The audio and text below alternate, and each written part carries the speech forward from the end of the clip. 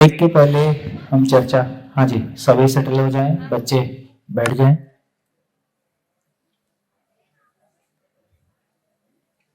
क्या बच्चों की क्लास नहीं लग रही थी?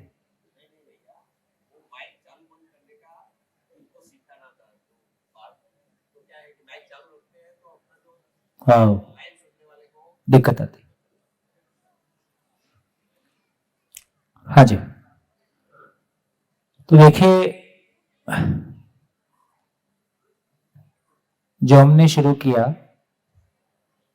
कि होल समझ में आता है तो पार्ट समझ में आता है। तो होल को हमने समझा। हाँ जी, ये बच्चों को थोड़ा सा ऐसा आपस में फिर बाकी लोग डिस्टर्ब होते हैं।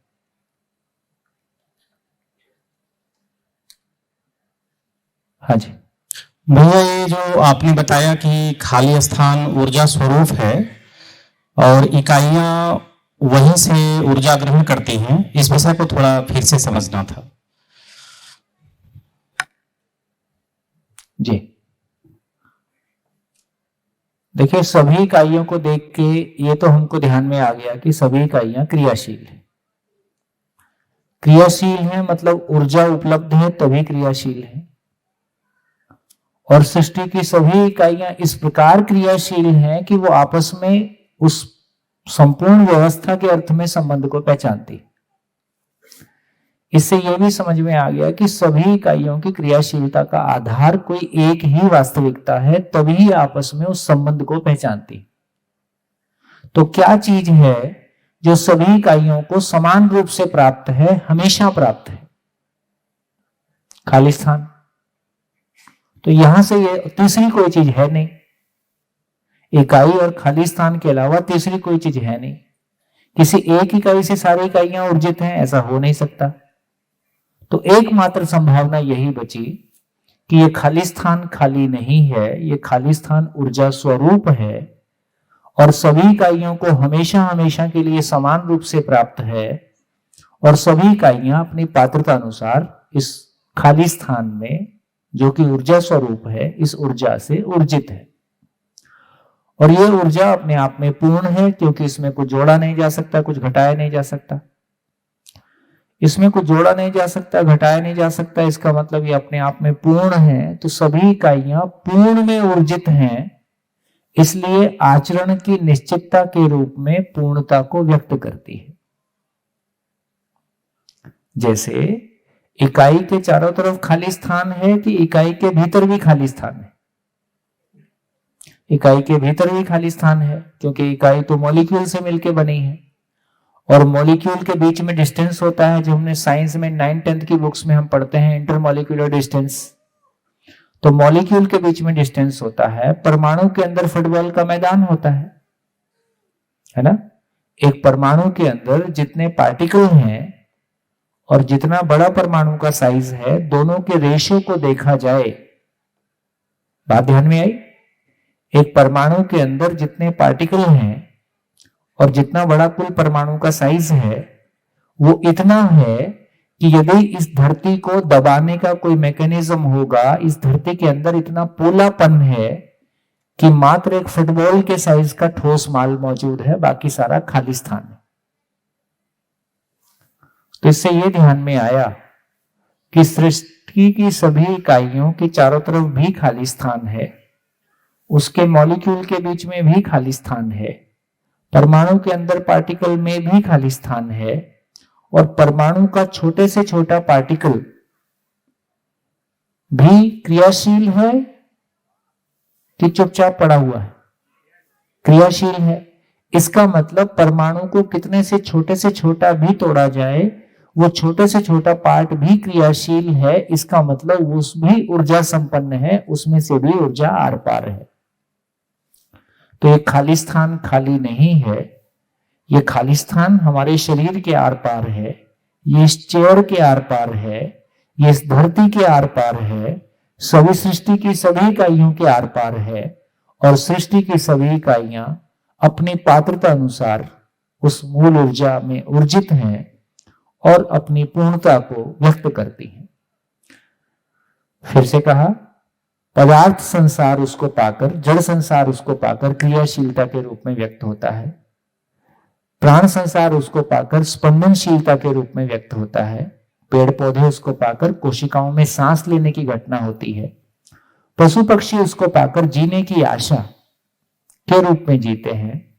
पशु पक्षी और मानव में वो कल्पनाशीलता के रूप में व्यक्त होता है। तो मानव में जो कल्पनाशीलता की ताकत है, मानव में जो सोचने विचारने की ताकत है, इसका कोई आकार है 6/4?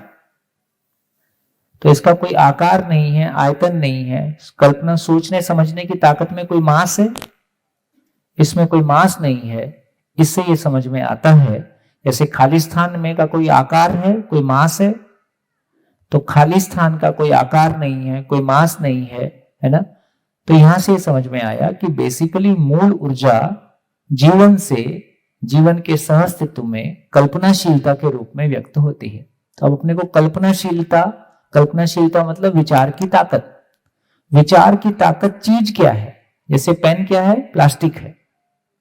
विचार की ताकत चीज क्या है? तो पता चला विचार की ताकत अपने आप में असीमित है, निरंतर है, उसका कोई आकार नहीं है, उसमें कोई मास नहीं है। और इधर हम देखते हैं तो ये खाली स्थान भी ऐसी ही प्रॉपर्टीज रखता है। तो खाली स्थान और जीवन के सहअस्तित्व में व्यक्त प्रभाव कल्पनाशीलता है। तो कितने लोगों का ध्यान इस बात पे चला गया कि कल्पनाशीलता कहां से आई, कल्पनाशीलता क्या चीज है? एक एक चीज क्लियर हो गई। क्या क्लियर हो गया? खाली स्थान कहां से आया? है और है। इकाइयां कहां से आई? है और है। तो खाली स्थान भी है, इकाइयां भी हैं। इकाइयां अपनी पात्रता अनुसार खाली स्थान में ऊर्जित हैं और ये सृष्टि प्रकट है। इतनी बात समझ में आई।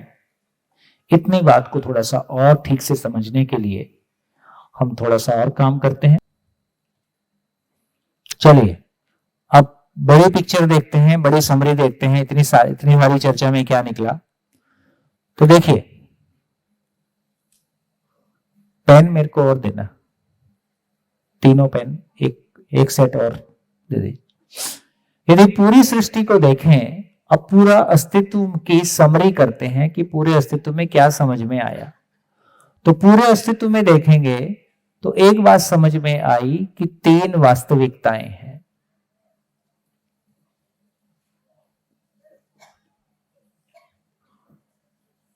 पूरा जहाज को देखें कि पूरा जहाज कैसा है, तो पूरे जहाज में 3 वास्तविकताएं हैं। एक जिसको हमने कहा कि मूल ऊर्जा,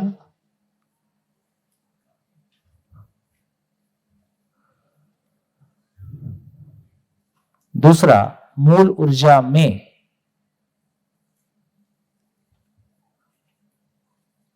जड़ एकम, जड़ इकाइयां, जिसको हमने एटम के रूप में पहचाना। एटम को 108, 118 प्रकार के एटम के रूप में पहचाना। दूसरी चीज हमने एक और चीज पहचानी जिसको धीरे से और आगे पहचानेंगे, चैतन्य इकाई। चैतन्य इकाई मतलब मैं मतलब शरीर नहीं। और इसको हमने एक नाम दे दिया, मैं जीना चाह। शरीर जिंदा रहता है, भाव और विचार जहां होता है, भाव और विचार शरीर में नहीं होता है। ठीक है, भाव और विचार मैं करता हूं, तो मैं एक अलग एंटिटी हूं, शरीर एक अलग एंटिटी है। इसको हम विस्तार से चर्चा करेंगे। लेकिन मैं जीना चाहता हूं, इसलिए मेरा नाम जीवन है।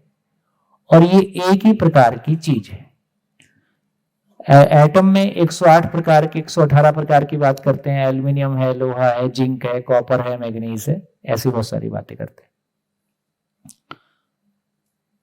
तो पूरी सृष्टि में देखेंगे तो 3 वास्तविकताएं हैं। मूल ऊर्जा में ऊर्जित जड़ प्रकृति और चैतन्य के रूप में मैं। अब पूरी सृष्टि में देखेंगे तो 3 वास्तविकताएं, 3 क्रियाएं हैं।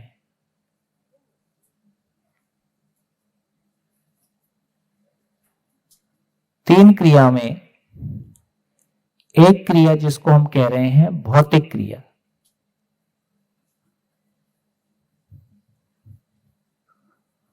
भौतिक क्रिया। दूसरा बोल रहे हैं रासायनिक क्रिया।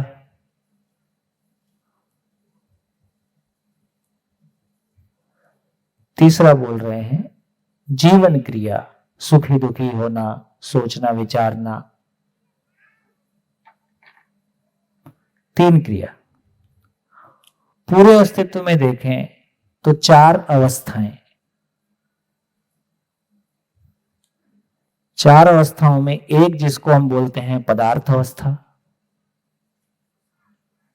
पदार्थ अवस्था, मिट्टी पत्थर, मटेरियल किंगडम। दूसरा पेड़ पौधे, प्राण अवस्था। तीसरा जीव अवस्था, पशु पक्षी। चौथा ज्ञान अवस्था, मानव। मानव में एक मानव भ्रमित मानव, स्वयं को शरीर मान के जीता है, जिंदा रहने को जीना मानता है। दूसरा मानव जिसको हम कह रहे हैं कि जागृत मानव।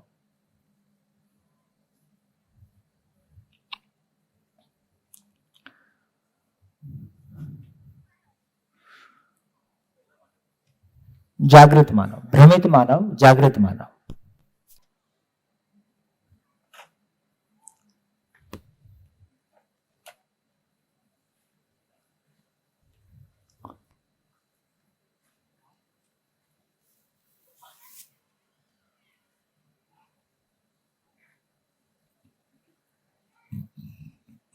चले चले चलिए, तो दोनों कहानी आजू बाजू हो गई। मेरे को लगता है पूरे बोर्ड पे भी 3 तरह से हमने कहानी लिख दी।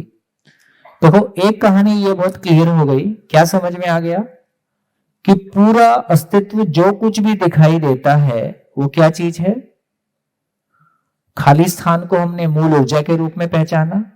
मूल ऊर्जा में ऊर्जित प्रकृति के स्वरूप में ये पूरी सृष्टि है। ये बात ध्यान में आ गई। और ये सह अस्तित्व हमेशा है। हमारे पास कोई तरीका नहीं है इकाई को निकाल के खाली स्थान के बाहर ले जाएं, ऊर्जा के बाहर ले जाएं। तो इकाइयां हमेशा मूल ऊर्जा में हैं और हमेशा ऊर्जित हैं। हमेशा ऊर्जित हैं, इसको बोल रहे हैं नित्य प्रभावी है। वो ऊर्जा का प्रभाव इकाइयों पे हमेशा बना हुआ है। और इस आधार पर ये कह रहे हैं कि 4 अवस्थाएं प्रकट हैं। कैसे प्रकट हैं उसको समझते हैं। कैसे प्रकट हैं? देखो, अब ध्यान से देखना। पूरे विश्व की सारी एजुकेशन और धर्म और अध्यात्म कैसे एक बोर्ड पे आता है उसको देखते हैं। तो मूल ऊर्जा में ऊर्जित होने के आधार पर जड़ परमाणु भौतिक क्रियाकलाप के आधार पर पदार्थ अवस्था के रूप में व्यक्त होता है। ये बात ध्यान में आई? मूल ऊर्जा में ऊर्जित जड़ परमाणु भौतिक क्रियावश लोहा, एल्युमिनियम, जितने भी धातुएं हैं, जो कुछ भी मटेरियल वर्ल्ड है, उस मटेरियल वर्ल्ड के रूप में व्यक्त है। मूल ऊर्जा में ऊर्जित होने के आधार पर जड़ परमाणु अणु रासायनिक क्रियाकलाप के आधार पर प्राण संसार के रूप में व्यक्त होते हैं। प्राण संसार मतलब सेल का बनना, और सेल से बने हुए पेड़ पौधे, पशु पक्षी का शरीर, मानव का शरीर, ये सब सेल से बने हुए शरीर। ये बात ध्यान में आई? ध्यान में आई? फिर से बोलो, फिर से बोल देता हूं। मूल ऊर्जा में ऊर्जित होने के आधार पर जड़ फिजिकल एटम मॉलिक्यूल भौतिक क्रियाकलाप के कारण, भौतिक क्रिया के कारण पदार्थ अवस्था के रूप में व्यक्त होते हैं, और जड़ परमाणु ही रासायनिक क्रियाकलाप के आधार पर प्राण संसार के रूप में व्यक्त होते हैं। मूल ऊर्जा में ऊर्जित होने के आधार पर चैतन्य इकाई में जीवन क्रिया के फलस्वरूप मिनिमम पशु पक्षी के रूप में व्यक्त होते हैं। उससे अधिक भ्रमित मानव के रूप में व्यक्त होता है जीवन, उससे अधिक मानव जागृत मानव के रूप में व्यक्त होता है। धरती पे कितना काम हो गया, कितना काम शेष है? सृष्टि में भ्रमित मानव के आने तक मानव का कोई योगदान नहीं है। इतना काम बस शेष है, बाकी काम हो गया है। इस सृष्टि में किसी प्लेनेट पे पदार्थ अवस्था का विकसित होना, जैसे बृहस्पति अभी धूलिकण है, सूरज आग का गोला है, मंगल पे रात और दिन के टेम्परेचर में 432 डिग्री का फर्क है, तो कोई भी प्लेनेट रहने के लायक नहीं है। कोई भी प्लेनेट अभी हमारे सौर मंडल में ऐसा नहीं है जहां पे हमको लगे कि वहां वनस्पति संसार है, सेल फॉर्मेशन हो गया है। तो किसी प्लेनेट पे पदार्थ अवस्था विकसित हो गई है, मटेरियल वर्ल्ड विकसित हो गया है, उसकी पहचान है कि वहां पे सेल फॉर्मेशन शुरू हो गया है। अभी तक हमारे पास ऐसा भी कोई प्लेनेट हमारे सौर मंडल में नहीं है। तो इस धरती को कितने साल लगे होंगे कि इस पे पदार्थ पूरा विकसित हुआ? तो कल मैंने थोड़ी सी चर्चा की थी कि इस धरती की यात्रा 450 करोड़ साल की यात्रा है। 450 करोड़ साल में से केवल 100 करोड़ लगा जिसमें ये कह रहे हैं कि धरती पे सेल फॉर्मेशन शुरू हुआ। सेल का बनना, क्या बोलते हैं गुजराती में सेल को? कोश। कोश कोश का बनना शुरू हुआ, इसमें 100 करोड़ साल लगे। तो 100 करोड़ साल लगे जिसमें ये कह रहे हैं कि पदार्थ अवस्था, मटेरियल किंगडम, मिट्टी पत्थर मणि धातु, एक धरती में ये अपने आप में पूरी तरह से रचना बनी और ये पूरी कंप्लीट हो गई। बच्चा क्लास 1 पास कर गया, इसका मतलब क्लास 2 में आ गया। क्लास 2 में आ गया, इसका मतलब क्लास 1 पास कर लिया। यदि सेल फॉर्मेशन शुरू हो गया है, इसका मतलब पदार्थ अवस्था अपने आप में कंप्लीट हो गई। और जैसा फॉरेस्ट हमको आज दिखाई देता है, लगभग ऐसा फॉरेस्ट आने में 315 करोड़ साल लगे। तो 450 करोड़ साल में से लगभग 315 करोड़ साल तो केवल वनस्पति संसार के विकसित होने में लगा। तो शुरुआती चीजों के विकसित होने में ज्यादा समय लगा है, उसके बाद कम समय लग रहा है। धरती पे गोरिल्ला आया तो बोलते हैं 1 करोड़ साल पहले आया। धरती पे मानव आया तो केवल 2 लाख साल पहले आया। मानव में कल्पनाशीलता का विकास 60,000 साल पहले हुआ। मानव ने 12,000 साल पहले खेती करना शुरू किया। मानव में फिलॉसफिक डेवलपमेंट मात्र 5,000 साल पहले, जिसको हम वेद काल कह रहे हैं, और वेस्ट में फिलॉसफिक डेवलपमेंट लगभग 3,000 साल लगभग पहले शुरू हुआ। अंतिम दर्शन जो हमारे पास उपलब्ध हुआ है जैन और बौद्ध दर्शन के रूप में, वो 2,500 साल पहले आया। उसके बाद से हमारे पास कोई नया दर्शन नहीं है। उसके पास मात्र 50 साल पहले ये मध्य दर्शन आया। इतनी यात्रा हमने इस प्लेनेट पे अभी तक की है। इससे ये पता चलता है कि इस प्लेनेट पे पदार्थ अवस्था को विकसित होने में लगभग 100 करोड़ साल लग गए, है ना। पदार्थ अवस्था से वनस्पति संसार पूरा विकसित हो जाए, उसके लिए 200 करोड़ साल और लग गए। तो केवल 300 करोड़ साल तो पेड़ पौधे तक विकसित होने में लगा। उसके बाद की चीजें बहुत तेज हो रही हैं। तो यहां से हमारा एक ध्यान जाता है कि यदि ये पूरा बोर्ड हम देखें तो पूरे बोर्ड में ये सृष्टि कैसे प्रकट हुई, तो पता चला सृष्टि में निर्माण है, सृष्टि को कोई बनाने वाला है, कि सृष्टि में प्रकटन है। प्रकटन है क्योंकि ये खाली स्थान खाली नहीं है, ये ऊर्जा स्वरूप है। इसमें होने मात्र से सभी इकाइयां अपनी पात्रता अनुसार ऊर्जित हैं और हमेशा ऊर्जित हैं, इसलिए हमेशा प्रकटन है। एक अवस्था तृप्त होती है तो अगली अवस्था प्रकट हो जाती है।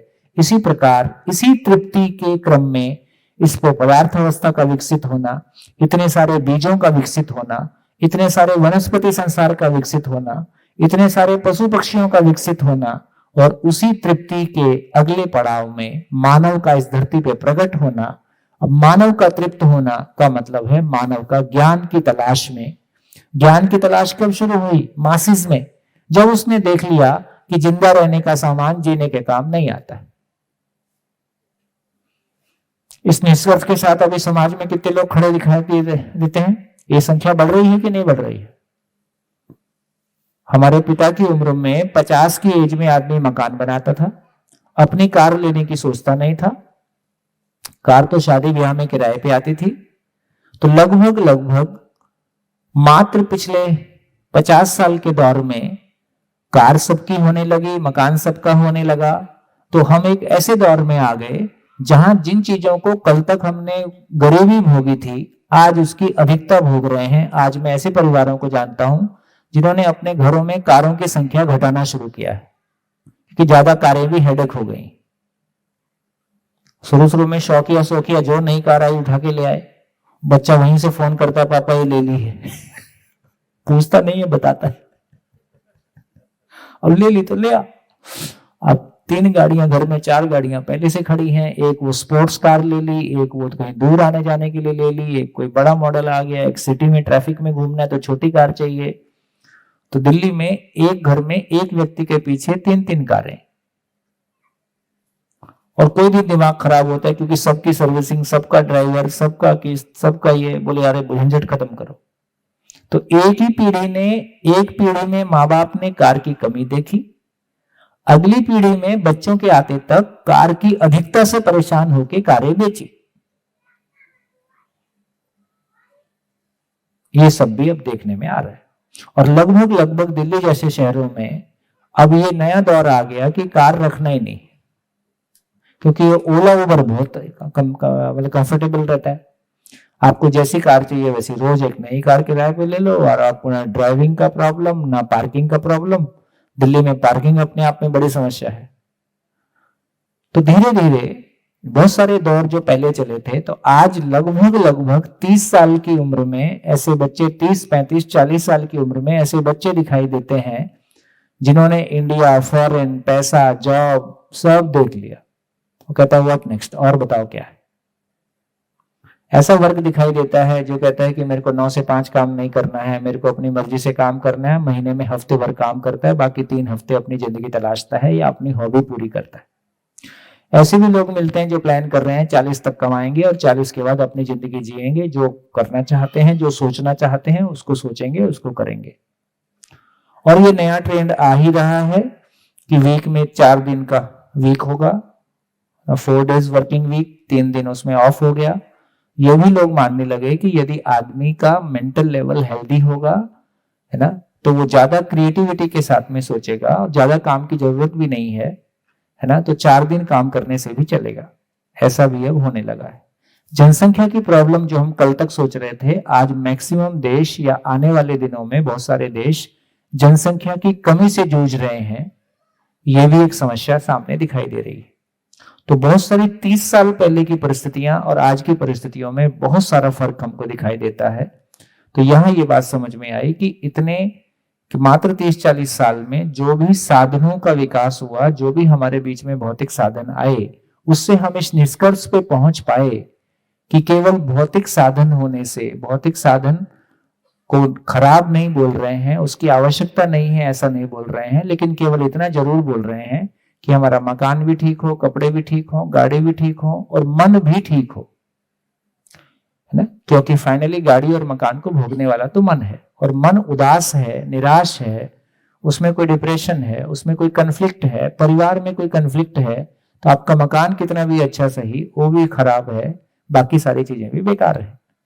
तो यहां ये बात समझ में आई कि कंटिन्यूअसली, तो बेसिकली जागृत मानव, भ्रमित मानव तक की यात्रा इस धरती पे प्राकृतिक विधि से हो गई, है ना। इसमें भी हमने एक लंबा समय लगाया है, लेकिन अब केवल दूरी इतनी पूरी करनी है, बाकी काम प्राकृतिक विधि से हो गया है। तो यहां से ये समझ में आता है, यहां से अब ये बात समझ में आ गई, ये बात आपके ध्यान में आ गई, ये पूरा क्लियर हो गया, दोबारा बोलने की जरूरत नहीं है ना। तो ये क्लैरिटी हो गई कि किस तरह से पूरी सृष्टि प्रकट है। अब देखिए, वो मानव के बारे में हमने सुना है, यथा पिंडे तथा ब्रह्मांडे, है ना, सुना है? तो पूरे ब्रह्मांड में जो है वो एक मानव में है, उसको समझने की कोशिश करते हैं। पूरे ब्रह्मांड में क्या है? वास्तविकता के रूप में तीन वास्तविकता, मूल ऊर्जा में जड़ और चैतन्य एकम। एक मानव कैसा है? मानव का शरीर कहाँ है और मैं कहाँ हूं? मूल ऊर्जा में हूं, खाली स्थान में हूं। और मेरा नाखून और बाल क्या है? पदार्थ अवस्था। शरीर क्या है? कोशिकाओं से बनी हुई रचना। आचरण कैसा है? जीव जैसा। संभावना कैसी है? ज्ञान जैसा। और क्रिया के रूप में भौतिक क्रिया, रासायनिक क्रिया, जीवन क्रिया एक मानव में। चैतन्य इकाई के रूप में मैं, और शरीर मेरा जड़ से बना हुआ। तो इसका मतलब ये है, होने के रूप में जो कुछ पूरे ब्रह्मांड में है वो एक मानव में मौजूद है। कितनी बड़ी बात।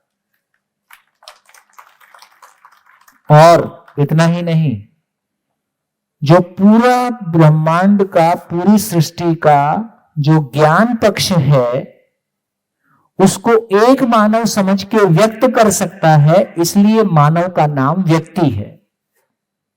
संपूर्ण को समझकर व्यक्त करने में समर्थ है, ये व्यक्त करना केवल मानव का काम है। पशु संपूर्ण को समझ के व्यक्त नहीं करेगा, कुत्ता बिल्ली नहीं करेगा, गाय भी नहीं करेगा। मानव एकमात्र इकाई है जो ज्ञान पूर्वक ही तृप्त होता है, शरीर भोगने से तृप्त नहीं हो सकता है। मानव ज्ञान पूर्वक तृप्त होता है और वो तृप्ति की अभिव्यक्ति भाषा के रूप में कर सकता है, संपूर्ण को समझकर व्यक्त कर सकता है। ये मानव की महिमा। इससे कम में मानव को तृप्ति नहीं हुआ। देखो, हम सब इस बात के साक्षी हैं कि हम सब बायोलॉजिकली माँ बाप बने हैं कि ज्ञान पूर्वक माँ बाप बने। हम बायोलॉजिकली माँ बाप बने हैं, इसलिए माँ बाप बनने की तृप्ति हमारे पास पूर्ण तृप्ति नहीं है, अधूरी तृप्ति है। तो हम स्वयं जीने के स्वरूप को पा सकें, अपने बच्चों के लिए क्यों जीना है, कैसे जीना है का मार्गदर्शन कर सकें, हम स्वयं उस सुख सागर को पा जाएं, अपने बच्चों को सुख सागर का रास्ता उपलब्ध करा जाएं, मानवता को सुख सागर का रास्ता उपलब्ध करा जाएं, इससे कम में हमारा मानव होना सार्थक नहीं होता। तो ये क्लैरिटी हमारी बनती है, तो हमको जीने के स्वरूप का पता चलता है कि जीने की दुनिया कैसे अलग है। तो यहां से हमको पता चला कि कैसे एक मानव में सब कुछ समाहित है। और फिर हम ये कह रहे हैं कि चार अवस्थाओं के रूप में सृष्टि प्रकट है। चार में से चार अवस्थाओं में सृष्टि प्रकट है। मानव के अलावा सभी इकाइयां अपने आचरण की निश्चितता के साथ है। ये बाई नेचर है। मानव में निश्चित आचरण की प्यास है। क्यों? मानव में निश्चित आचरण की प्यास है। मानव में निश्चित आचरण की प्यास, मानव में पूर्णता की प्यास, मानव में सुख की प्यास, एक ही बात है। कभी ये क्वेश्चन ख्याल में आया, ये सभी मानव हमेशा खुश रहना ही क्यों चाहते हैं, ये कहां से आ गया? कभी ऐसा सोचा कि नहीं सोचा? नहीं सोचा, जरूरत ही नहीं है। खाकरा फाफरा में काम चल जाएगा। खाकरा फाफरा ढोकला, तो खाकरा फाफरा ढोकला में नहीं चलेगा। सोचना आदमी की, पशु और मानव में फर्क इतना ही है कि मानव में सोचने की ताकत है। तो मौलिक सवाल खड़े होना कि मेरे जीने का पर्पस क्या है, आखिर मैं खुश रहना ही क्यों चाहता हूं, सभी कोई खुश रहना ही क्यों चाहते हैं, ये सभी में एक समान कहां से आ गया, है ना, ये सृष्टि कहां से टपक गई, मैं क्यों आ गया, क्यों मैं बन गया, ये मौलिक सवाल हैं। जब तक इन सवालों के उत्तर नहीं है तब तक जीना तो नहीं हो पाएगा, जिंदा रहना हो सकता है। तो यहां ये बात समझ में आई कि बेसिकली मैं भी, उसको और क्लियरली समझेंगे, मेरा शरीर भी उसी मूल ऊर्जा में ऊर्जित है। शरीर अपने आप में पूर्ण है कि अपूर्ण है? मानव शरीर अपने आप में पूर्ण है कि अपूर्ण है? शरीर पूर्ण है, मैं अपूर्ण हूं। शरीर पूर्ण है, होने के रूप में मैं भी पूर्ण हूं, लेकिन ज्ञान के रूप में अपूर्ण हूं। बस इतनी ही यात्रा मेरे को शरीर से पूरी करनी है। तो शरीर मेरे लिए कि मैं शरीर के लिए? शरीर मेरे लिए। सवाल यही खड़ा होता है कि घोड़ा क्यों पाला? घोड़ा क्यों पाला? घोड़ा मतलब शरीर। तो मैं घोड़े के लिए कि घोड़ा मेरे लिए? मैं जिंदगी भर घोड़े की सेवा में लगा रहा, है ना? घोड़े को सजाया, घुमाया,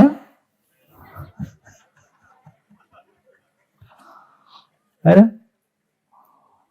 और बिल्कुल वैसे ही है जैसे एक बढ़िया कार ले ली, उसमें बैठ के एक फिल्म देख ली, थोड़ा कार ड्राइविंग का मजा ले लिया, थोड़ी देर आइसक्रीम खा के आ गए, कार से कहीं जाना था वो तय ही नहीं हुआ। तो सारी जिंदगी मेरी घोड़े के लिए, मैं घोड़े के लिए कि घोड़ा मेरे लिए? अभी की स्थिति कैसी है? जब मैं स्वयं को शरीर मानता हूं, जिंदा रहने के धरातल पर सारी जिंदगी मैं घोड़े की सेवा में लग गया। मैं विकसित हूं कि घोड़ा विकसित है? मेरे लिए घोड़ा था, मैं अपने भाव और विचार की स्थिरता को पा जाऊं, इसलिए मेरे समझ पूर्वक जीने के लिए घोड़ा मेरे लिए साधन है। तो मेरा घोड़ा स्त्री या पुरुष है, तो कुल मिला के ये स्त्री हो या पुरुष हो, कौन पहले समझेगा? इसमें कोई भेद नहीं है। तो घोड़ा स्त्री पुरुष, स्त्री रहे पुरुष रहे, समझने के अर्थ में इसमें कोई भेद नहीं है। इसलिए स्त्री घोड़ा और पुरुष घोड़ा दोनों ही समान हैं।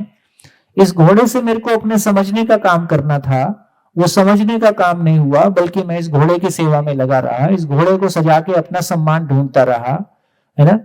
तो ये कंफ्यूजन हो गया, क्योंकि यहाँ पे लक्ष्य की क्लैरिटी, कौन किसके लिए है, वो क्लैरिटी मेरे पास नहीं थी। ये क्लैरिटी हमारे पास आ जाएगी तो हमारा जीना हो जाएगा। तो मानव में, सभी मानव में सुख की प्यास कहां से आई? पूर्णता की प्यास कहां से है? सभी मानव में। मैं भी उस मूल ऊर्जा में ऊर्जित हूं, पूर्ण में ऊर्जित हूं, इसलिए पूर्णता की प्यास है। और ये सभी मानव में एक समान है। अब ये ज्ञान पूर्वक मानव अपनी पूर्णता को व्यक्त करता है। अब देखिए, अब ये समझ में आया कि बेसिकली पदार्थ अवस्था, मिट्टी, पत्थर, पेड़ पौधे, पशु पक्षी, मानव, ये फैली हुई ये पूरी सृष्टि, इतना सुंदर ये पूरा प्लेनेट, इस सब को एक भाषा में कहा, ये फैली हुई सृष्टि का मतलब है ये फैला हुआ ऐश्वर्य। ये फैला हुआ ऐश्वर्य, ये फैला हुआ ऐश्वर्य कहां से प्रकट हो गया? कैसे प्रकट हो गया? कैसे प्रकट हो गया? ये चारों अवस्थाएं कैसे प्रकट हो गई? चांद पे चारों अवस्थाएं नहीं है, मंगल पे भी नहीं है, बृहस्पति पे भी नहीं है, सूरज पे भी नहीं है। ये चारों अवस्थाएं कैसे प्रकट हो गई? तीन क्रिया के कारण, भौतिक क्रिया, रासायनिक क्रिया, जीवन क्रिया। ये तीनों क्रियाएं क्यों चल रही हैं? तीनों क्रियाओं चलने के मूल में क्या है? क्रिया के मूल में क्या है? क्रिया के मूल में ऊर्जा। तो चारों अवस्थाओं, ये फैला हुआ ऐश्वर्य के मूल में तीनों क्रियाएं, तीनों क्रियाओं के मूल में मूल ऊर्जा, मूल ऊर्जावश, है ना? भौतिक क्रिया का क्या मतलब है? परमाणु अंश मूल ऊर्जा में ऊर्जित है और व्यवस्था के अर्थ में ऊर्जित है, इसलिए दो अंश मिलकर एक दूसरे को पहचान के परमाणु के रूप में व्यक्त होते हैं, अणु के रूप में व्यक्त होते हैं, और ये पूरी सृष्टि प्रकट होती है। तो मूल में क्या आ गया? मूल ऊर्जा। तो पूरी सृष्टि का प्रकटन सहअस्तित्व पूर्वक है। सहअस्तित्व में मूल ऊर्जा में होने मात्र से सभी इकाइयां ऊर्जित हैं। तो संपूर्ण ऐश्वर्य का आधार है मूल ऊर्जा, इसलिए संपूर्ण ऐश्वर्य का आधार है, इसलिए एक परंपरा ने इसको ईश्वर के रूप में पहचाना।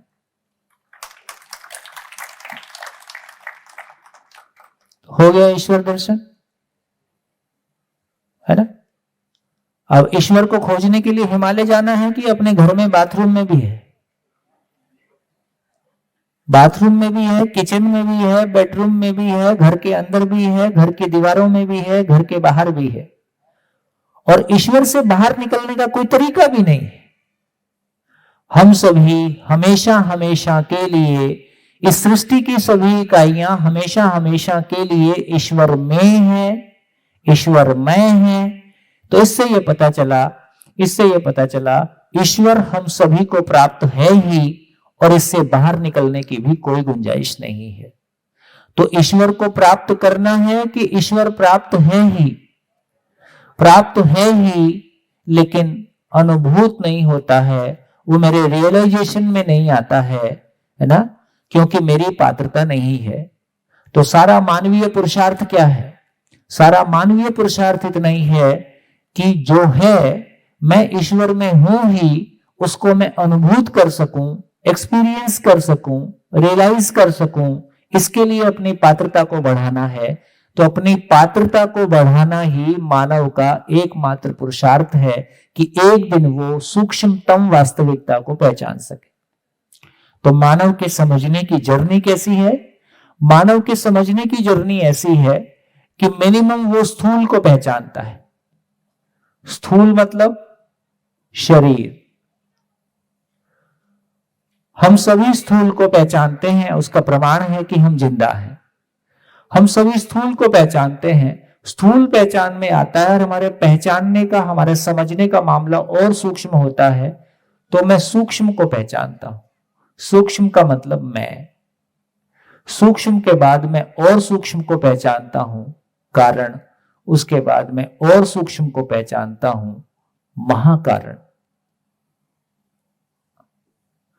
महाकारण को खाली स्थान बोलते हैं। इसका मतलब है अभी हम जो बात कर रहे हैं वो लॉजिकली हमने खाली स्थान को पहचाना कि ये खाली स्थान ऊर्जा स्वरूप है, ये खाली स्थान खाली नहीं है, ये खाली स्थान पूर्ण है, इसमें होने मात्र से सभी इकाइयां आचरण की निश्चितता के रूप में व्यक्त हैं। मानव भी इसी मूल ऊर्जा में है। मानव में भी पूर्णता की प्यास है। जब तक मानव इस खाली स्थान सहअस्तित्व को नहीं पहचान लेता है, तो खाली स्थान को ना पहचान पाना ही मानव की जिंदगी का खालीपन है। खाली स्थान को ना पहचान पाना ही, ये खाली स्थान खाली नहीं है, ये ऊर्जा स्वरूप है, ये सुख सागर है, इसको ना पहचान पाना ही हमारी जिंदगी का खालीपन है। तो इससे हमारी ये क्लैरिटी बनी कि बेसिकली अभी हम कहां खड़े हैं? अभी हम केवल स्थूल को पहचानते हैं, शरीर को पहचानते हैं। स्थूल को के बाद सूक्ष्म को पहचानेंगे, सूक्ष्म के बाद कारण को पहचानेंगे, कारण के बाद महाकारण को पहचानेंगे। ये हमारी समझने की यात्रा होगी। अभी इस भौतिकता के जगत में, या जैसा अभी हम जी रहे हैं, काफी हम मोटे स्वरूप में जी रहे। तो ये बात हमारे सामने बनी। अब हम थोड़ा सा इसको और आगे देखते हैं। देखिए, हमने सुना है कि कण कण में ईश्वर है। इसका क्या मतलब हुआ? कण कण में ईश्वर है मतलब, कण कण मतलब एकम। तो कण कण में ईश्वर है, तो पता चला कि कण कण ऊर्जा, कण कण मूल ऊर्जा में ऊर्जित है, कण कण मूल ऊर्जा में है, कण कण में ईश्वर है। और कण कहां है? तो कण कण में ईश्वर है और ईश्वर में कण कण है। कण के चारों तरफ भी ईश्वर है, कण के भीतर भी ईश्वर है, चारों तरफ ईश्वर ही ईश्वर है। तो हम सभी ईश्वर में हैं। ईश्वर हम सबको प्राप्त है ही, मानव को ही प्राप्त नहीं है, कुर्सी को भी प्राप्त है और पेड़ पौधे को भी प्राप्त है। तो इस रूप में हमने देखा, तो प्राप्त तो है, लेकिन उसको अनुभूत करने की पात्रता हमारी नहीं है, इसको विकसित करना है। तो एक बात पता चली कि अब ये क्लैरिटी हमारी बने कि हाँ, जब ये कह रहे हैं कि कण कण में ईश्वर है, तो इसका क्या मतलब? फिर बोले ईश्वर की मर्जी के बिना पत्ता नहीं हिलता। मर्जी मतलब क्रिया, और वो क्रिया शून्य है, उसमें क्रिया नहीं है। तो ये मर्जी कहना उचित नहीं है। क्या ये कहना ज्यादा उचित नहीं होगा कि ईश्वर में सब कुछ नियम पूर्ण है? ये बात पहुंच रही? ईश्वर में सब कुछ नियम पूर्ण है। फिर बोले इंग्लिश में थोड़ा कंफ्यूजन ज्यादा है। इंग्लिश में ईश्वर और गॉड के लिए एक ही शब्द है, और गॉड की परिभाषा जनरेटर, ऑपरेटर, डिस्ट्रॉयर, ऐसा हम परिभाषा पढ़ते हैं। बनाने वाला, बिगाड़ने वाला। ईश्वर ही सबको बनाने वाला है, बिगाड़ने वाला है, करने वाला है। अब ये समझने लायक बात है, बनाना मतलब क्रिया, बिगाड़ना मतलब क्रिया, चलाना मतलब क्रिया, और वो क्रिया शून्य है। तो ईश्वर सबको चलाता है कि ईश्वर में होने मात्र से सब कुछ चलता है? यह समझने की बात है। ईश्वर सबको बनाता है कि ईश्वर में सब कुछ बनता है?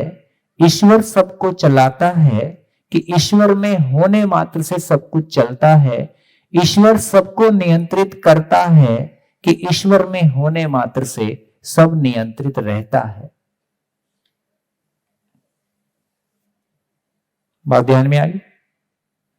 ईश्वर से सब कुछ पैदा हुआ है कि ईश्वर में सब कुछ है?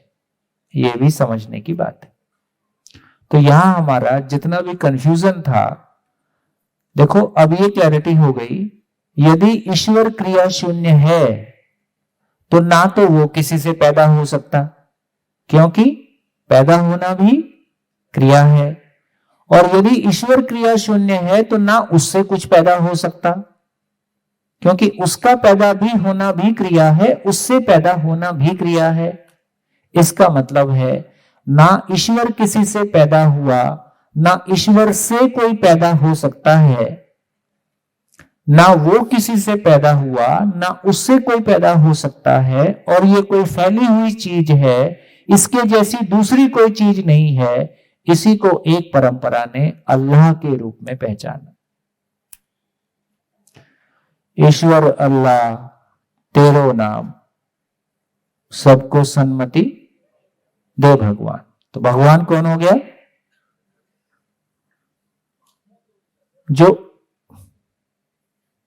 जो ईश्वर की समझ रखता है, जो पूरी सृष्टि के उत्पत्ति और लय की समझ रखता है, पूरी सृष्टि के प्रकटन की समझ रखता है, जो पूरे मानवीय आचरण की समझ रखता है, संसार क्या है, मैं क्या हूं, करना क्या है, तो मानव का ही विकास भगवान के स्वरूप में। तो मैं सभी भावी भगवानों से बात कर रहा हूं।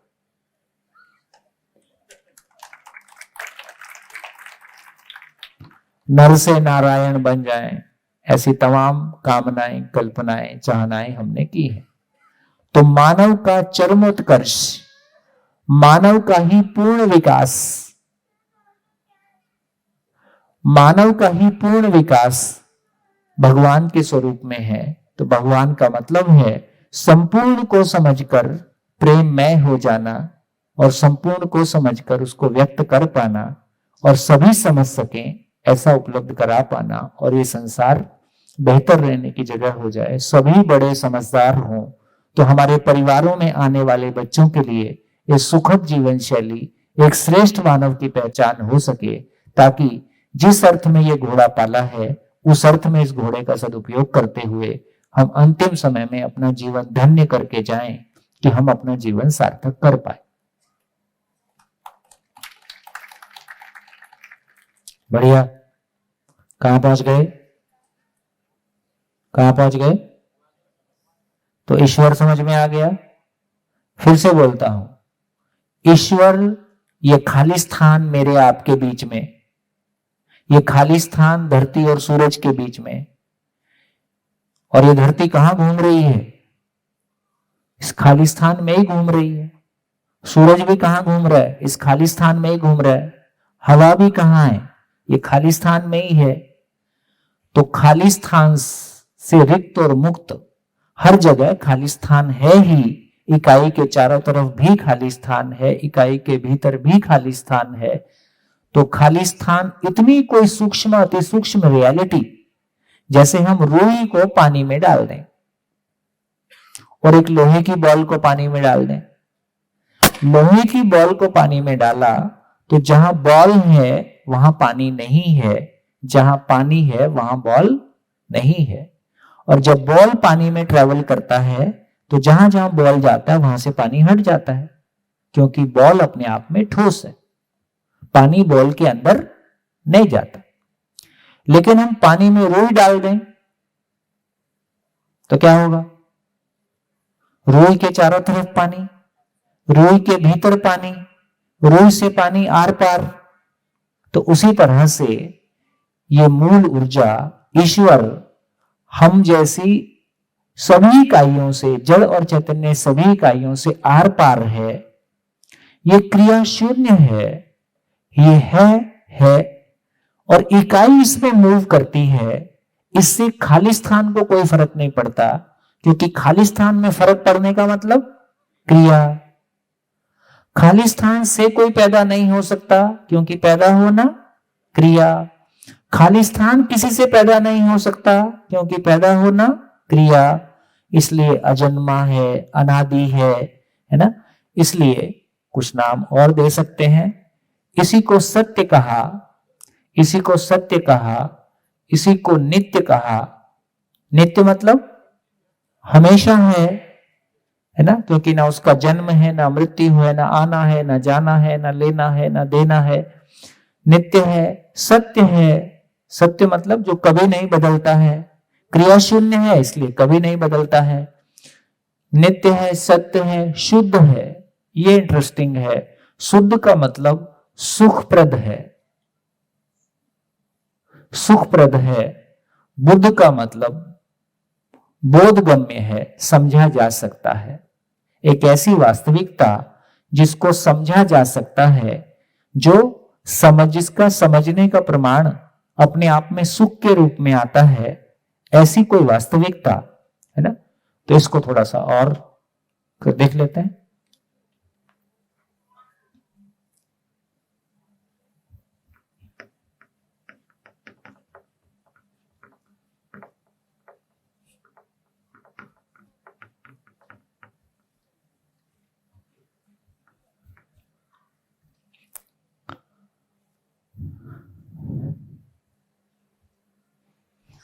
तो खाली स्थान कैसा है?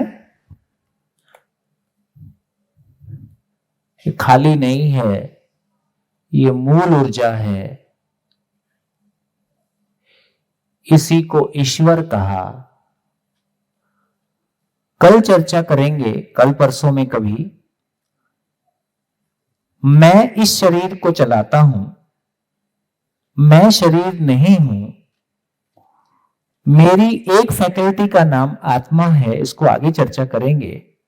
ये खाली स्थान, ये ईश्वर आत्मा से भी आर पार है, इसलिए इसका एक नाम परमात्मा है। जैसे परम अणु, परमाणु क्या बोलते हैं? परम अणु, अणु से भी जो सूक्ष्म है उसका नाम परमाणु है। मॉलिक्यूल से भी जो सूक्ष्म है उसका नाम एटम है। जो आत्मा से भी सूक्ष्म है, आत्मा सूक्ष्म है, जो आत्मा से भी सूक्ष्म है उसका नाम परमात्मा। तो जिसको हमने ईश्वर कहा, परमात्मा कहा, अल्लाह कहा, और जितने नाम देने हैं दे लीजिए। एक ऐसी वास्तविकता, जैसे अब ये कहा जाए कि जैसे मेरे पास मैं हूं और मैं सुखी होना चाहता हूं। मेरे पास एक तरफ शरीर है, शरीर में जीभ पे जब कुछ मीठा रखता हूं तो उसका मेरे को एहसास एक प्रकार से, तो मीठे को, जीभ से मीठे को भोगने वाला कौन है? मैं ही हूं। जीभ से मीठे को, शरीर को भोगने वाला भी मैं ही हूं, संबंध को भोगने वाला भी मैं ही हूं, और जिंदगी के लक्ष्य को, ज्ञान को भोगने वाला भी मैं ही हूं। तो भोगने वाला मैं हूं। अब यह भी समझ में आया कि सुख तीन प्रकार का है। एक प्रकार का सुख जिसको मोमेंटरी हैप्पीनेस कह रहे हैं, दूसरे प्रकार का सुख जिसको डीपर हैप्पीनेस कह रहे हैं, तीसरे प्रकार का सुख जिसको सस्टेन्ड हैप्पीनेस कह रहे हैं, निरंतर स्थायी कह रहे हैं। तो मोमेंटरी हैप्पीनेस मतलब इंद्रियों से मिलने वाला, तो इंद्रियों को भोगने वाला भी मैं ही हूं। उसकी सीमा हमने क्लियर कर लिया कि इंद्रियों में जो सुख है वो शरीर को बनाए रखने के लिए है कि मेरे लिए है। सही अर्थों में वो शरीर के अर्थ में है, और मुझको पता नहीं चलेगा तो मैं शरीर को चलाने वाला तो मैं ही हूं। तो अच्छा लगने की सारी दुनिया शरीर को बनाए रखने के लिए और नए शरीर बनते रहें इस अर्थ में है, और इंद्रियों से हमारा सुख से परिचय भी हो गया। तो इंद्रियों की महिमा यह है कि सुख से परिचय हो गया। इंद्रियों की महिमा यह है कि पुराने शरीर बने रहे, नए शरीर बनते रहे। इंद्रियों की महिमा यह है कि उसमें सुख की निरंतरता नहीं है, इसलिए उसका नाम संवेदना है। संवेदना का मतलब पूर्णता के अर्थ में वेदना, वो पीड़ा जो मेरे को पूर्णता की ओर इशारा करती है। और पूर्णता कहां है? पूर्णता ज्ञान में आके हुआ। तो इसी को ज्ञान भी कहा है, मूल ऊर्जा को ज्ञान भी कहा है, इसी को सत्य भी कहा है। तो कहा कि ईश्वर अनुभव काल में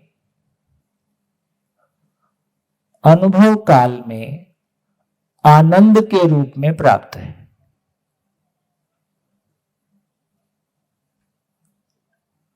ईश्वर अनुभव काल में आनंद के रूप में प्राप्त है।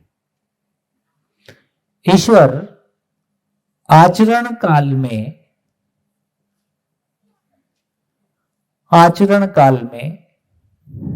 सॉरी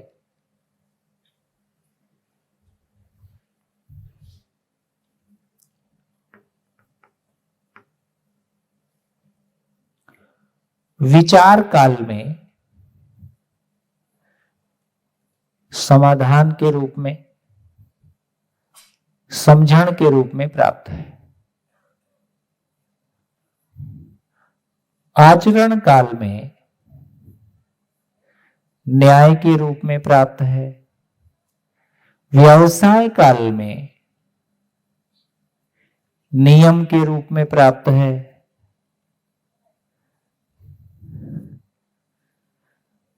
नियम पूर्वक हम समृद्धि को पाते हैं।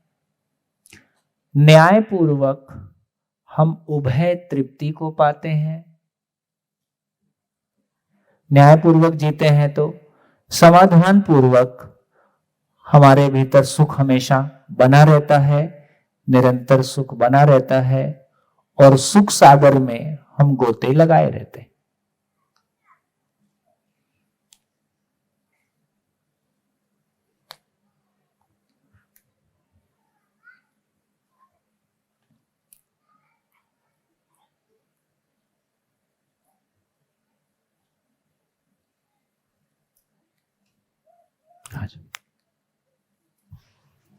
सर, आपने बताया कि ब्रह्मांड और इंसान एक है, मतलब जिनसे ब्रह्मांड बना है वही चीजों से हम बने हैं। हाँ। मैं अग्री करता हूं इस बात पे, पर उसमें थोड़ा एडिशन है जो मेरी सोच विचार है।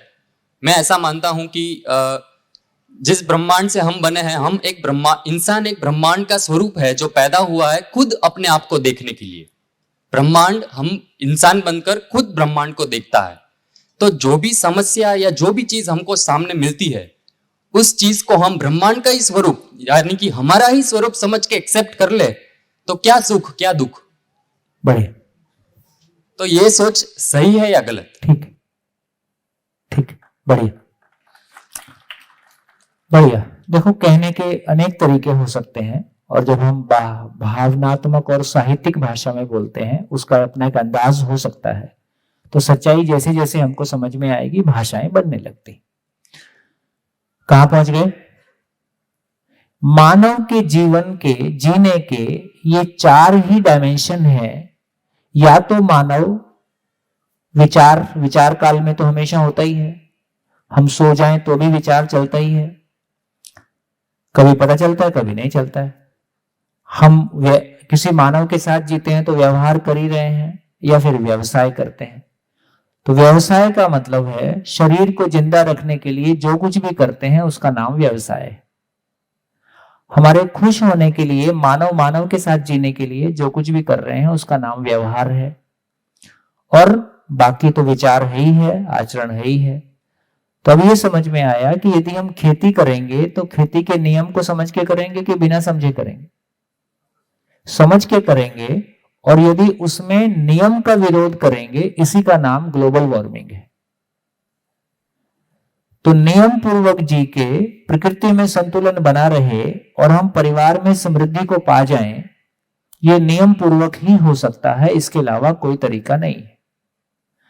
मानव के साथ में जिएंगे तो दूसरा मानव भी समाधान से सुखी हो और हम भी सुखी हो, इससे कम में मानव को मानव के साथ तृप्ति नहीं मिलेगा। अभी हम अपने परिवारों में जिए हैं तो हम सही अर्थों में ज्ञान के साथ जिए हैं कि शरीर के साथ जिए हैं? हम शरीर के साथ जिए हैं तो शरीर के साथ जी के हमको तृप्ति नहीं मिली है, और हम इसलिए वो तमाम तरह का माई स्पेस और तमाम तरह की बातें हम करते हैं, क्योंकि दूसरे मानव के साथ हमको जी के मजा नहीं आ रहा है। तो इसका मतलब है मानव के साथ, शरीर के साथ जीने में मजा आता है, शरीर के साथ जीने में जो मजा है वो क्षणिक है। लेकिन आचरण के साथ एक मानव श्रेष्ठ आचरण के साथ जीता है तो उसको याद करके भी हमको अच्छा लगता है। तमाम महापुरुष जिनसे हमारा व्यक्तिगत परिचय नहीं है, लेकिन हमारी उनके बारे में ये आस्थाएं हैं, मान्यताएं हैं कि वो किसी श्रेष्ठ आचरण के साथ जिए हैं, तो आज भी वो किसी भी धर्म और जाति का हो, आज भी हम उसका सबका सम्मान करते हैं। तो इससे ये समझ में आया कि मानव में सबसे जो लॉन्ग लास्टिंग चीज है वो मूल में उसका आचरण है, जो दूसरे मानव तक पहुंचता है, और फिर उस आचरण के मूल में विचार मेरे पास हमेशा बना ही रहता है।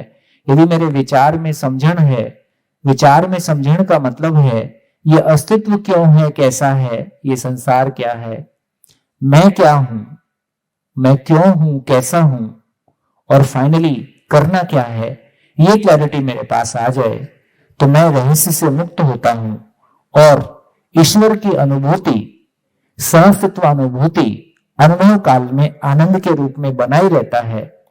तो ये आनंद के रूप में बनाई रहता है। कल शरीर नहीं भी रहेगा तो क्या है जो साथ जाएगा? अभी हम उस प्रॉपर्टी के पीछे लगे हैं जो इधर ही रहेगा, है ना? कैसे उस माल के पीछे लग सकें जो साथ जाएगा, जो हमेशा साथ ही रहता है और जिसके आधार पर मेरा सुख दुख बना रहता है। तो बेसिकली ये मेरे साथ ही जाता है। इसलिए कहा ईश्वर अनुभव काल में आनंद के रूप में प्राप्त है, विचार काल में समाधान के रूप में, समझण के रूप में प्राप्त है, आचरण काल में न्याय के रूप में प्राप्त है, व्यवसाय काल में नियम के रूप में प्राप्त है। चारों ओर हम ईश्वर में हैं और चारों ओर से सुख की बरसात है। बोलिए, दुखी होने के लिए जगह कहां है? कोई कोना नहीं मिलेगा जहां जाके दुखी हो सके।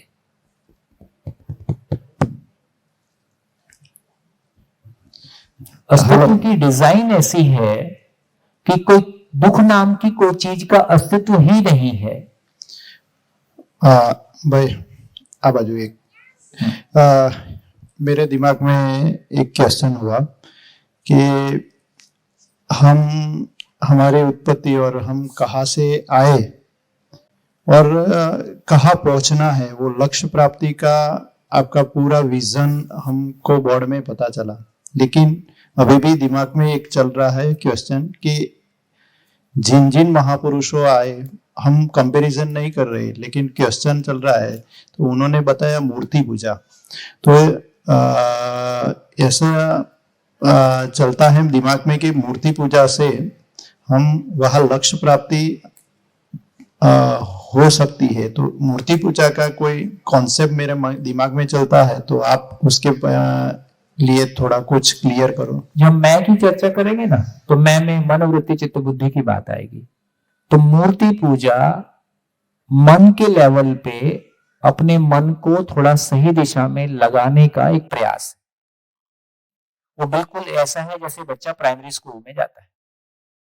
जैसे व्यक्ति विचार के लेवल पे आ जाता है तो उसको किसी सहारे की, फिर आकार की आवश्यकता नहीं है। तो सही अर्थों में देखा जाए तो ज्ञान ही मानव का इष्ट है, आचरण ही उसका फल है।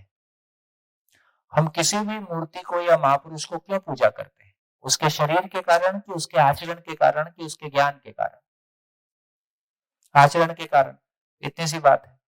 तो बेसिकली पूजा किसी मानव के शरीर की नहीं है, पूजा किसी श्रेष्ठ आचरण की है, और आचरण के मूल में ज्ञान है। फाइनली ज्ञान पूर्वक ही मानव सुखी होता है, और धरती के सभी मानव सुखी होना चाहते हैं।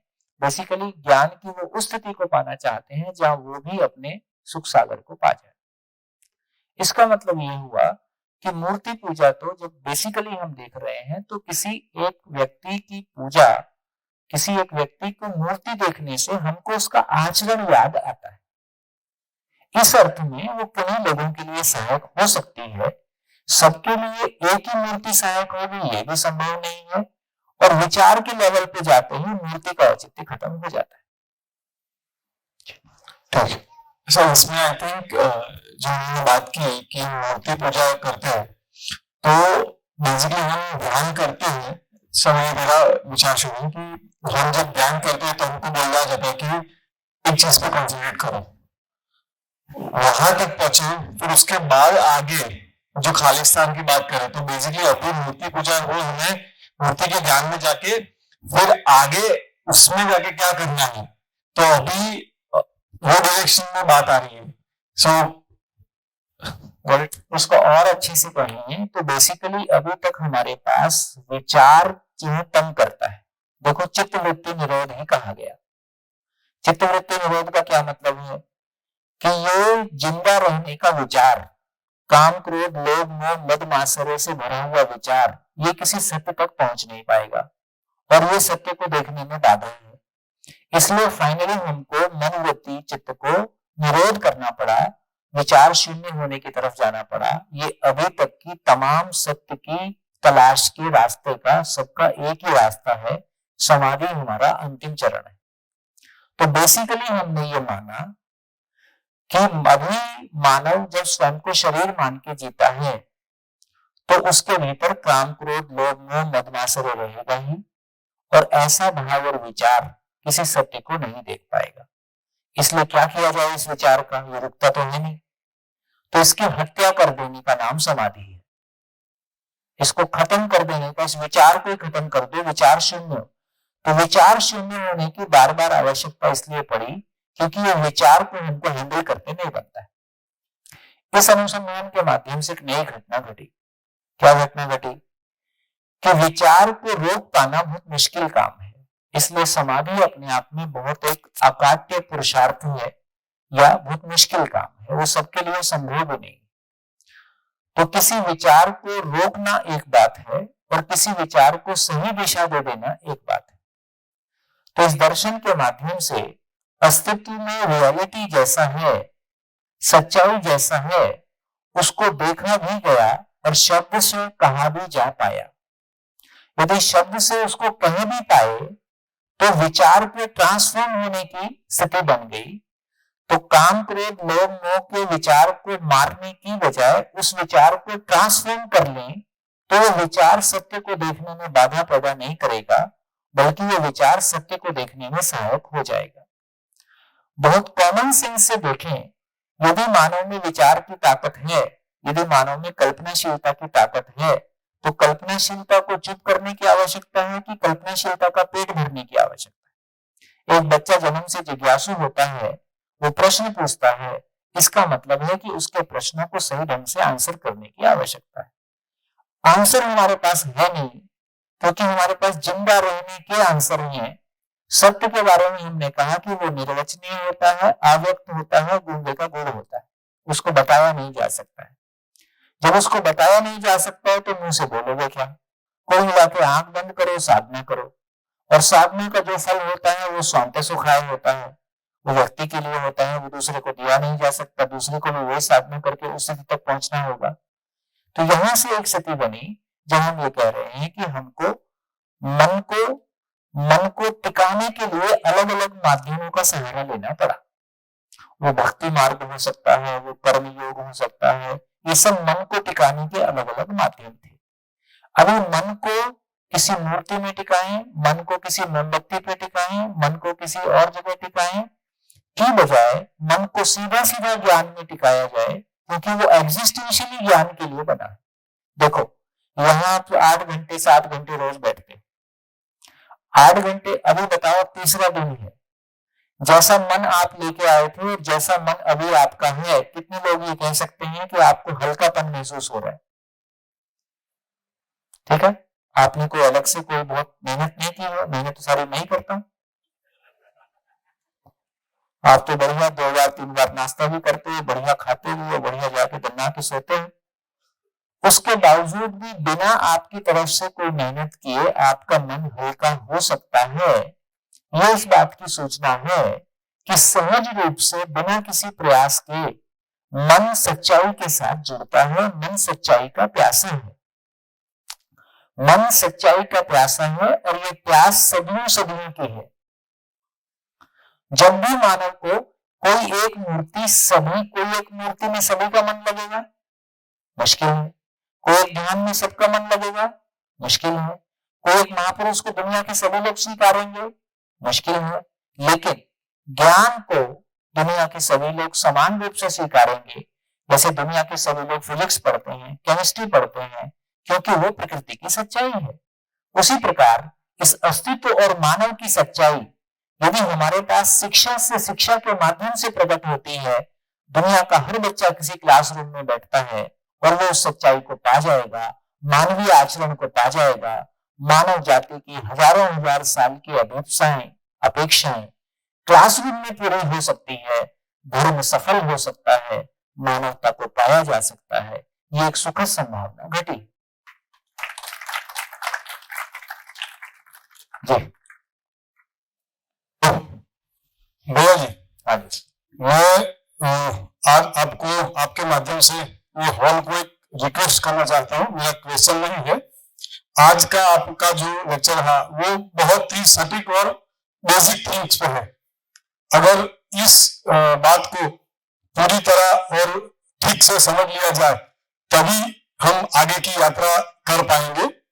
और जो हिंदी में फ्लुएंट है उनको तो शायद आपने बहुत ही सटीक समझाया है और सबको समझ में आ गया होगा।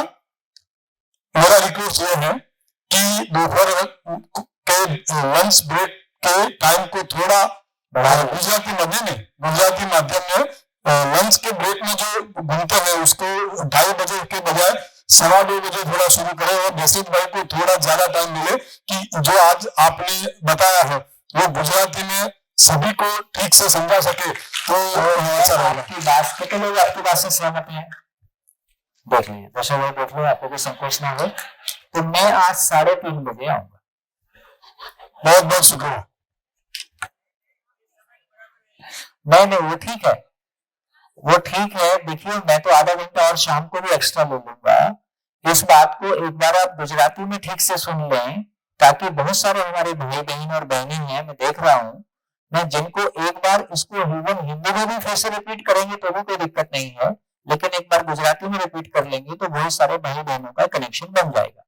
और देखो, यहाँ विसनगर में करने से हमारी एक बड़ी अपेक्षा है कि विसनगर शहर प्रॉपर के रहने वाले लोग में ये बात कैसे जाती है और विसनगर का वातावरण बदल सकते हैं क्या? विसनगर वाले हाथ उठाएं। ये विसनगर वालों की जिम्मेदारी है कि यहाँ इस कैंपस में शिविर ऑर्गेनाइज करने का मतलब इस कैंपस से नहीं है, इसका मतलब विसनगर से है। तो विसनगर से बैठे हुए सारे लोगों को ये बात कैसे जाए, आप तक कैसे पहुंचती है, आपकी फैमिलीज में कैसे पहुंचती है, आपके फैमिलीज में क्या ट्रांसफॉर्मेशन आता है और आपके परिवार का, आप मोहल्ले में क्या फर्क पड़ता है। और हो सकता है 3 से 5 साल में लोग अहमदाबाद और मुंबई और कलकत्ता, लंदन और अमेरिका से विसनगर को देखने आए कि यार विसनगर में जाके देखो कैसे जिया जाता है। ये काम विसनगर में हो सकता है, अहमदाबाद में आसान नहीं। छोटे शहरों में कोई चीज को मूव करना आसान है। यहाँ राजनीतिक दबाव उतने बड़े नहीं होते, आर्थिक दबाव उतने बड़े नहीं होते, तमाम और झंझट उतने बड़े नहीं होते भौतिकता के।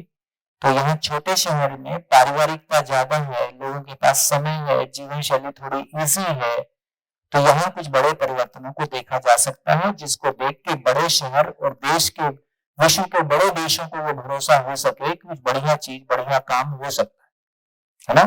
One earth, one family, one future की बात तो हम कर रहे हैं और अपने परिवार बचा नहीं पा रहे हैं, तो कैसे चलेगा। तो यदि हम one earth, one family, one future की बात कर रहे हैं तो वो साक्षात एक छोटे शहर में देखने को मिल जाए कि देखो एक फैमिली का फ्यूचर और एक शहर का फ्यूचर कैसे तय हो सकता है। एक छोटा शहर मिलकर अपने बच्चों के लिए क्या सोच सकता है, वो शिक्षा के क्षेत्र में क्या सोच सकता है, स्वास्थ्य के क्षेत्र में क्या सोच सकता है, तमाम और चीजों के बारे में भी कितना बढ़िया सोच सकता है। बढ़िया। हाँ जी। हाँ हाँ भैया, एक छोटे से सवाल आ रहे हैं। आपने बोला था खालिस्तान खाली तो है नहीं, ये मूल ऊर्जा की स्वरूप है। अब इसको निरपेक्ष ऊर्जा कहे और भी कुछ कह सकते हैं, जो भी कहे, खाली क्यों कह रहे हैं? फिर खालिस्तान को खाली कहना बंद कर दें? हाँ, बिल्कुल बंद कर दें, क्योंकि वो खाली है नहीं। अभी हमारा क्यों खाली क्यों बोला? अभी हमको केवल इकाइयां देखने की, एकम देखने की आदत है। तो जहां एकम है उसको हम कहते हैं कुछ है, एकम नहीं है तो कमरा खाली है, कमरे में कुछ नहीं है। तो अब समझ में आया, ये खालिस्तान खाली नहीं है, ऊर्जा स्वरूप है, वो मूल ऊर्जा है और तमाम नाम हमने लिखे। तो खाली से जब हम स्वयं को शरीर मान के जीते हैं, जिंदा रहने के धरातल पर जीते हैं, तो हम केवल इकाइयों के साथ में जीते हैं, एकम के साथ में जीते हैं, क्योंकि जिंदा रहने का काम एकम के साथ ही होता है। जीने का काम ज्ञान के साथ होता है, और ज्ञान की अभी तक हमारी बहुत जरूरत रही नहीं, ज्ञान को हमने बहुत तरीके से पहचाना नहीं। ओके। भैया थोड़ा ऐसा समझ में आ रहा है कि 450 करोड़ साल पहले सभी चीज अस्तित्व में था, धीरे धीरे होके उसका रूप परिवर्तन हुआ, ऐसा कुछ बिल्कुल। तो मूल बात कहेंगे तो खालिस्तान या मूल ऊर्जा है ही, और खालिस्तान मूल ऊर्जा में जड़ परमाणु नहीं है। तो जड़ परमाणु ही पेड़ पौधे के रूप में व्यक्त हुआ, जड़ परमाणु ही मानव शरीर के रूप में व्यक्त हुआ, जड़ परमाणु ही विकास पूर्वक चैतन्य हुआ, इसकी चर्चा करेंगे। तो इस रूप में मूल चीज कहेंगे तो जड़, मूल ऊर्जा और इकाइयां, और ये इकाई का ट्रांसफॉर्मेशन ही जड़ परमाणु का ट्रांसफॉर्मेशन ही है ना, जिसको हमने कहा कि हर इकाई अपनी पात्रता अनुसार। तो मान लो ये डाटा यदि ठीक है तो 350 साल पहले केवल पदार्थ अवस्था थी, तो प्राण जड़ संसार उसको पाकर क्रियाशीलता के रूप में व्यक्त है। क्रियाशीलता का तृप्ति प्राण संसार की स्पंदनशीलता के रूप में व्यक्त होता है। प्राण संसार का तृप्ति पशु संसार के रूप में, आशा के रूप में व्यक्त होता है। और फाइनली आज हम मानव के रूप में इस धरती पे हैं। जिंदा रहने में हमने सफलता पाली है, जिंदा रहने का कोर्स पूरा हो गया है, तो जिंदा रहने की तृप्ति हो गई तो हम आगे की यात्रा को शुरू कर दिए, है ना। हम ज्ञान से तृप्त होना चाहते हैं, आगे की यात्रा पे हम निकल गए। तो सूत्र है, मानव जितने सुख के साथ जी रहा होता है उससे अधिक सुख की कामना के साथ होता है। ये अधिक कब तक लगा रहेगा? जब तक हम निरंतरता को नहीं पा जाएंगे। निरंतरता ही पूर्णता है, निरंतरता ही पूर्णता है। जब तक हम पूर्णता को नहीं पा जाएंगे तब तक हम और अधिक के लिए प्रयास करेंगे। बढ़िया। असम भैया। हाँ जी। हाँ, तो मैंने आज सुबह आपको बोला। बात करिए।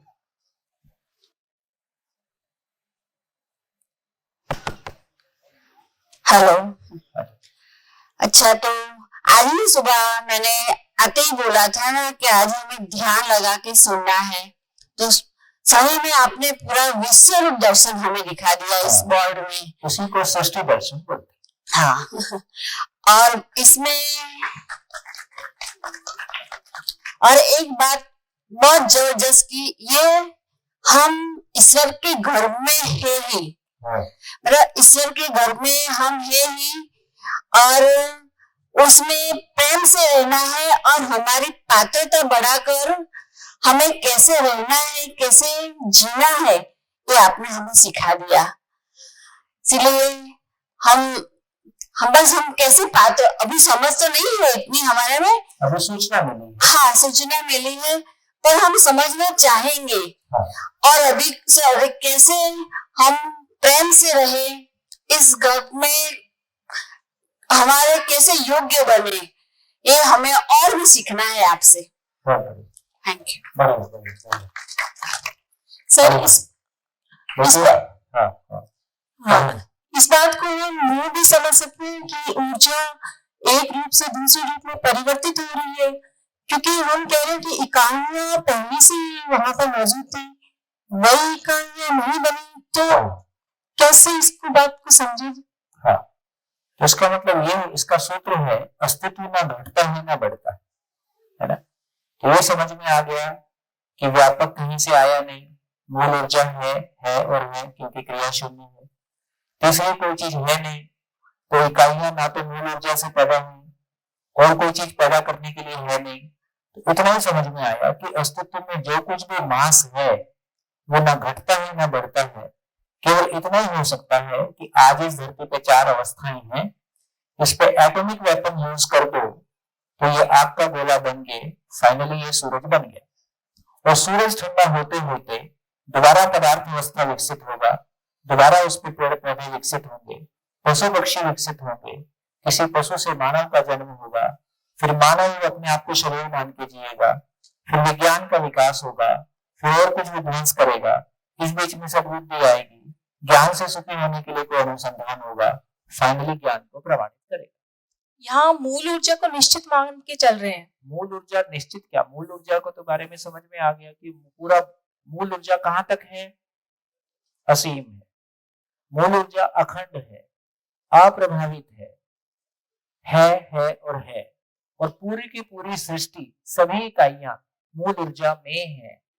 इसलिए समझ में आया ईश्वर किसी को चलाता नहीं है, ईश्वर एक ऐसी महिमा जिसमें होने मात्र से सब चलता है। ईश्वर किसी को नियंत्रित करता नहीं है, होने मात्र से सभी इकाइयां नियंत्रित है। ईश्वर एक ऐसी महिमा जिसमें होने मात्र से सभी इकाइयां नियंत्रित है। ईश्वर एक ऐसी महिमा तो जो ना बनाता है, ना चलाता है, ना बिगाड़ता है, केवल होना है, होने मात्र से ये सृष्टि का क्रियाकलाप चलता है। हेलो हाँ हेलो जी। हाँ भैया, आपने बताया कि अस्तित्व है और है, और जीवन यानी कि मैं है और है, तो फिर ये शरीर का मोह क्यों होता है, कि एक डर क्यों लगा रहता है कि इतने साल के बाद हम मरने वाले हैं और ये सब? क्योंकि मैं को नहीं समझते हैं। जो मरता है वो मरेगा, ये पक्का है। और मैं मरना नहीं चाहता हूं, मैं तो जीना चाहता हूं। और मुझको अपने अस्तित्व का पता नहीं है, तो मैं जिंदा रहने के धरातल पर मैं स्वयं को शरीर मानता हूँ। शरीर मरेगा तो मैं मर जाऊंगा, ऐसा मानता हूँ। इसी का नाम डर है। और जैसे कोई अपना डेथ हो जाता है तो इतना क्यों लगा, मतलब दुख होता है उसका? दुख इसी बात का होता है कि जो उससे सुख मिल रहा था उसका क्या होगा। हम मरने वाले के लिए नहीं रोते, अपने सुख के लिए रोते। उससे जो सुख मिल रहा था उसका क्या होगा, क्योंकि हम सुख के लिए आत्मनिर्भर नहीं है। यदि हम सुख के मामले में आत्मनिर्भर हो जाएंगे, सुख की उस निरंतरता को पा जाएंगे, तो उस समय में जन्म भी एक घटना है और मृत्यु भी एक घटना है, इसको हम स्वीकार पाएंगे।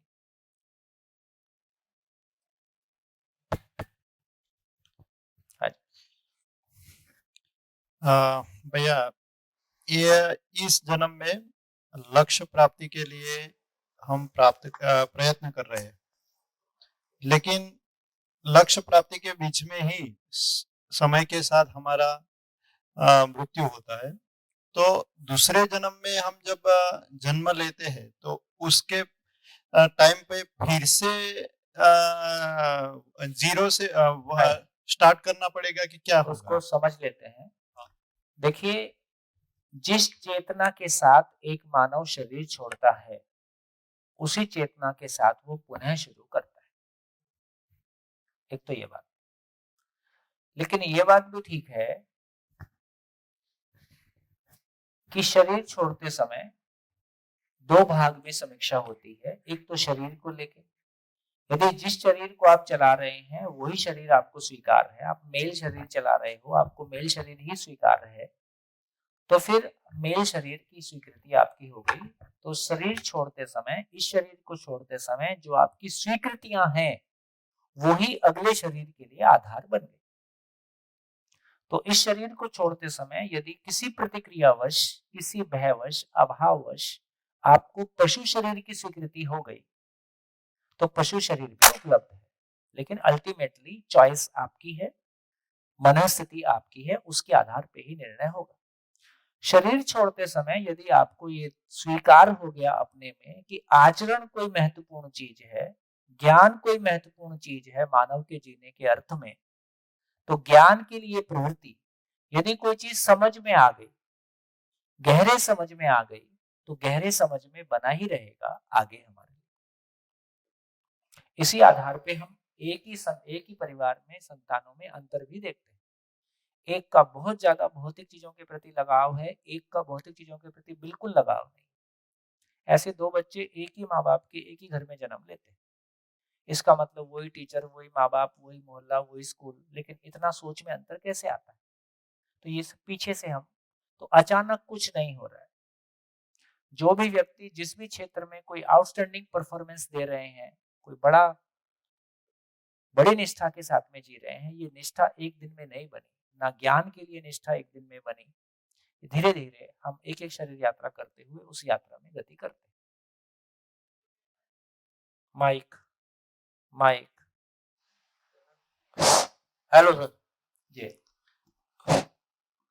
जब मैं स्कूल में गया था, एक मिनट, थोड़ा सा इनकी बात पूरी करिए। इसका मतलब वो कह सकते हैं कि पुनर्जन्म का भी इफेक्ट होता है। हाँ, नेचुरल कंटिन्यूअस जर्नी है भाई। मेरे को अहमदाबाद जाना है, रेडी। अहमदाबाद जाने तक बीच एक बस मेरे को 20 तक लेके गई, कहीं रास्ते में बीच में पहुंचा दिया, वहां से दूसरी बस लूंगा ही, वहां से तीसरी बस लूंगा ही। जब तक मैं अहमदाबाद नहीं पहुंच जाऊंगा मैं बसें बदलता रहूंगा। तो जब तक मैं पूर्णता को नहीं पा जाता तब तक शरीर चलाना मेरी आवश्यकता बना ही रहता है। एक शरीर यात्रा से दूसरी शरीर यात्रा के बीच में कितना गैप हो जाए वो अलग बात है। इसके साथ साथ कर्म सिद्धांत भी आ गया। कर्म सिद्धांत का एक ही मतलब है, हर कर्म या तो समस्या को जन्म देता है या समाधान को जन्म देता है, और समस्याएं दुख का कारण है, समाधान सुख का कारण। ठीक। हाँ जी। हेलो सर, मैं स्कूल में जब गया था, सेवानित्य का लड़का था, उसने मुझे एक प्रश्न पूछा था, सर तुम बोलते कि भगवान है, ईश्वर है, तुमने भगवान को देखा है क्या? जब उसने सवाल किया तो मैं भी थोड़ा कंफ्यूज हो गया। अभी उसको क्या बताऊं? मैंने ये बताया उसको, अभी देखो ईश्वर है, हाँ वो पक्का है, ये सत्य है, पर कैसे है, तुमने देखा है क्या? मैं उसको बोला हवा है क्या? हवा तुमने देखा है क्या? मैं नहीं, हवा है ना, वो परसे करती है ना। मैंने से मेरे मन से जवाब दिया, हवा तूने देखा नहीं तो हवा है कि नहीं वो जाने होता है। वैसा ही ईश्वर, जब तुम सोता है तुमको कौन सुलाता है, तुमको कौन उठाता है? समझ लो, उसने एक साइंटिस्ट की प्रश्न बोला था कि जब आपने इतने यूनिवर्सिटी में, आपने इतने लैब में इतना टेस्ट करते और इतना प्रोडक्शन करते, गाड़ी बनाते या अपना कंप्यूटर बनाते, मोबाइल बनाते, सब चीज बनाते, लेकिन आपने जो मानव का जो रक्त है वो रक्त बनाने का कारखाना है क्या? वो कौन बनाता है? तुमको मालूम है क्या? वो जो बनाता है वही ईश्वर है। ऐसा कोई ईश्वर है नहीं, ऐसा कोई ईश्वर नहीं है जो बैठ के रक्त बना रहे, रक्त की फैक्ट्री लगा के बैठे। ठीक है, देखो अब चीजों को समझना होगा। ये तर्क अब पुराने हो गए, इनसे काम नहीं चलेगा, इनसे जिंदगी नहीं चलेगी। हाँ जी। एक क्वेश्चन है, जैसे आपने बताया कि जब हम शरीर छोड़ते हैं उस समय हमारे मन में मनुष्य का गति का या पुरुष गति का कुछ आता है, तो वहीं से हम अगले जन्म में वो आते हैं। पर एक दिमाग में आता है कि हम पाप पुण्य की बात करते हैं कि अगर पाप ज्यादा करे तो मनुष्य गति नहीं मिलेगी, फिर आपको पदार्थ गति या जीव गति ये मिल सकती है। तो ये क्वेश्चन आता है कि इसमें कुछ समझने में थोड़ा सा समझना चाहते थे। ठीक है, इसको थोड़ा सा विस्तार से करेंगे जी। और फिर उसमें आप एक काम कर लीजिए, जितने प्रश्न आपके मन में आते होंगे उनको कॉपी के बैक साइड में लिखते जाएं और साथ में बोलते भी जाएं, जैसे जैसे होगा हम बात करेंगे। सर एक टॉपिक को लग के एक सवाल है थोड़ा सा। अभी वो भाई जी ने बताया कि मानव शरीर छोड़ने के बाद में कोई और भी पशु शरीर में जा सकते हैं, तो मैंने कुछ ऐसा जाना हुआ है कि मानव शरीर एक बार मिल गया सो मिल गया, उसके बाद में अगला शरीर मानव शरीर ही मिलना है। नॉर्मली ऐसे ही। क्योंकि एक बार जब हम ये बिल्कुल ऐसा ही है जैसे मैं हॉल में बैठे लोगों से पूछूं कि अगली शरीर यात्रा में कितने लोग पशु शरीर चलाना चाहेंगे, तो शायद कोई नहीं, तो बस इतना ही है। लेकिन कोई बहुत निम्न स्तर पे जीता हुआ व्यक्ति, देखो मानव के शरीर में भी लोग कितने रेंज में जीते हैं। तो एक व्यक्ति उस बहुत बुरी स्थिति में जीता है जहां उसको लगता है कि किसी की गाड़ी में कुत्ता देख के उसको लगता है कि कुत्ते का जिंदगी भी मेरे से अच्छा है। यदि उसको ये स्वीकार हो जाए उन क्षणों में, तो फिर वो कोई घटना घट सकती है। तो दरवाजा खुला है, जीवन की स्वयं की स्वीकृति है कि वो इधर जाएगा। नॉर्मली मानव शरीर के बाद मानव शरीर। तो ये माना जाए कि मानव शरीर के बाद में ये पशु शरीर में जा सकता है। जीवन की जो स्वीकार्यता है, एक मैं की जो स्वीकार्यता है, फाइनली वही निर्णय का आधार। वो वृत्ति के साथ में शायद पैदा हो सकता है मनुष्य शरीर में ही, मनुष्य शरीर में ही और पशु शरीर में भी जा सकता है। वो दरवाजा खुला ही है, बंद नहीं हो गया। इसको और समझे सर। जैसे जैसे उन्होंने कहा कि और आपने बोला कि किसके चले जाने पे हमको अफसोस शायद वो सुख का होता है कि वो सुख नहीं हमको मिलेगा कोई आदमी के चले जाने से, इसके लिए हमको दुख होता है। बस अगर कोई करीब के चले जाने से अगर वो दुख का प्रभाव नहीं होता है, तो क्या इसका मतलब है कि आपका कोई उसके नहीं है? हम अखबार में सुनते हैं 400 लोग मर गए, उसके बाद आलू का पराठा दबा देते हैं। इसका मतलब है कि उससे हमारा कोई रिलेशन या कोई प्रभाव या एक्सपेक्टेशन नहीं जुड़ा हुआ नहीं है।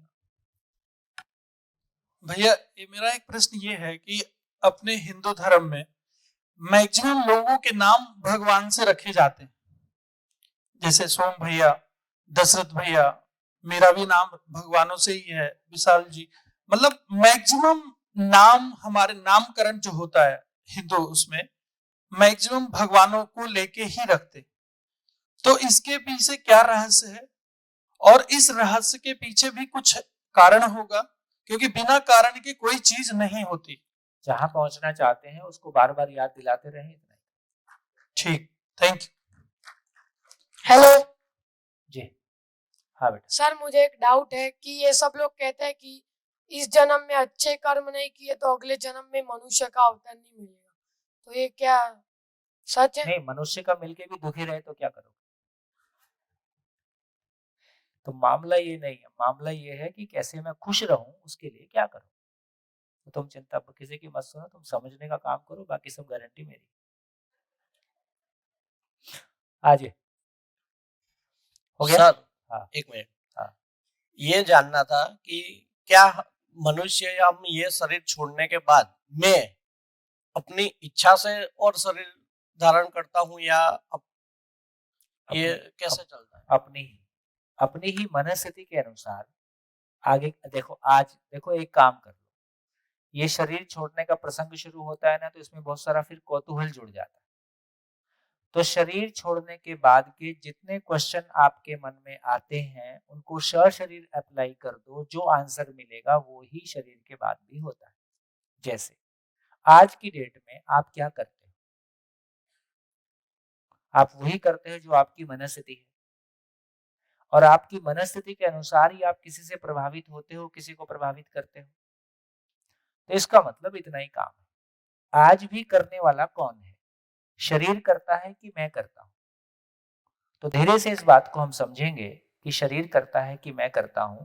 तो आज भी शरीर कोई निर्णय नहीं लेता है, शरीर कुछ कहता नहीं है, शरीर कुछ करता नहीं है। जो भी करता है मैं ही शरीर के माध्यम से करता हूं।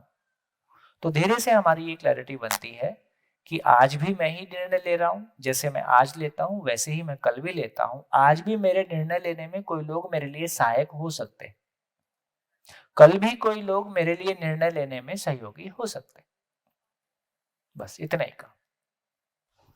भैया एक और सवाल मन में आ रहा है यहाँ पे।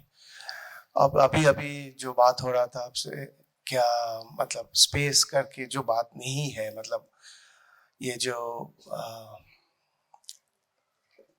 एक मिनट में मतलब वर्ड निकल ले रहा हूँ।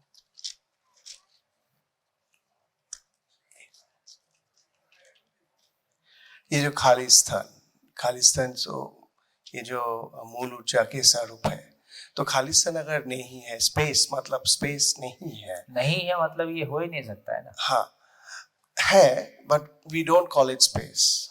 या तो बोल नहीं सकते हैं क्योंकि आप प्रमाण के स्वरूप में ये निकल के आ रहा है कि वो मूल ऊर्जा की आधार है। हाँ। तब बहुत सारे, मैं ये शायद से कनेक्टेड भी ना हो, पर मेरे सवाल ऐसे हैं कि बहुत सारे ऐसे एल्गोरिथम्स, इक्वेशंस है जो कि जहाँ पे ऐसे असम्पशन शुरू होता है कि मान लो वो स्पेस में है, नाउ वही स्पेस से शुरू होकर अगर उसकी जगह, क्योंकि वो मूल ऊर्जा की आधार है, मतलब एनर्जी की आधार है, whole algorithm will go wrong और या तो चेंज हो जाएगा। तो क्या अभी वही सब रीडिफाइन, रिकैलकुलेट करे? मैं समझ नहीं पाया। मतलब ये इन्होंने जैसे कि फिजिक्स है कि जो भी है वो बेस्ड ऑन द एजम्पशन चलता है, नो स्पेस, और स्पेस में रख के मतलब उसको सभी कुछ जितने भी फिजिक्स है, जो भी पढ़ाई है। मेरे को क्या लगता है कि अभी हम एक कॉन्सेप्ट को पूरा समझें, फिर हम दूसरे कॉन्सेप्ट के साथ उसका इंटरेक्शन को देखेंगे, क्योंकि अभी साइंस में जो टाइम को रियलिटी मानते हैं, जबकि टाइम को धीरे धीरे हम समझेंगे, सारी बातों को करेंगे। तो ये बहुत एक फंडामेंटल हमको बेस प्रोवाइड करता है सभी चीजों के बारे, सभी चीजों को समझने के लिए। तो एक बार कंप्लीट अंडरस्टैंडिंग में इसके लिए कंप्लीटली काम किया जाए। एक बार दो चीजें हमको कंप्लीटली समझ में आती हैं तो उनके इंटरेक्शन को, उनके बीच के आदान प्रदान को फिर हम समझ सकते हैं। अभी हम इसको भी पूरा नहीं समझते, उसको भी कितना समझते हैं वो आपको ही पता होगा, इसलिए अभी वो थोड़ा उचित नहीं है, थोड़ा जल्दी है।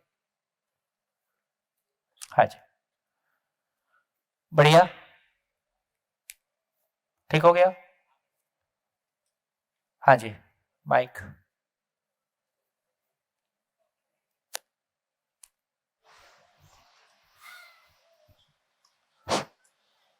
हाँ सर, आपने बताया कि एक इकाई या दूसरी इकाइयों पर से ऊर्जा नहीं लेती है और नहीं देती है, केवल स्पेस की वजह से ही ये सब एग्जिस्टेंस है, समझ लिया। तो सूर्य और चंद्र से पृथ्वी प्रभावित है, जैसे कि हमारे समंदर में ये भरती ओट सब आते जाते रहते हैं, और सूर्य से तो हमारा जीवन चक्र चल रहा है, तो उसी ऊर्जा से ये सब कुछ आ रहा है, तो उसमें ऊर्जा कहीं से तो आई ना, तो उसने ऊर्जा का ट्रांसफॉर्म किया, या फिर उन्होंने बताया था शक्ति संचय का नियम कि भाई energy neither creates not destroys, it converts from one form to another, ऐसा हुआ। तो ये ऊर्जा उसके पास आई कहां से, और ऊर्जा आई तो ट्रांसफॉर्म भी तो हुई ना। बिल्कुल ठीक है। तो दो ऊर्जाएं की बात हमने किया था, एक निरपेक्ष ऊर्जा, एक सापेक्ष ऊर्जा। निरपेक्ष ऊर्जा वो है जिसके होने का दूसरा कोई कारण नहीं है, सापेक्ष ऊर्जा वो है जिसके होने का दूसरा कोई कारण है। तो आप जो है सापेक्ष ऊर्जा की बात कर रहे हो, तो उसकी बात अलग से करेंगे, दोनों को कैसे ऐसा समझेंगे उसको फिर और आगे विस्तार से बात कर सकते हैं। जी बिल्कुल, आप ठीक कह रहे हैं। चलिए, हाँ जी, ठीक हो गया, धन्यवाद, नमस्कार, फिर मिलेंगे ब्रेक के बाद।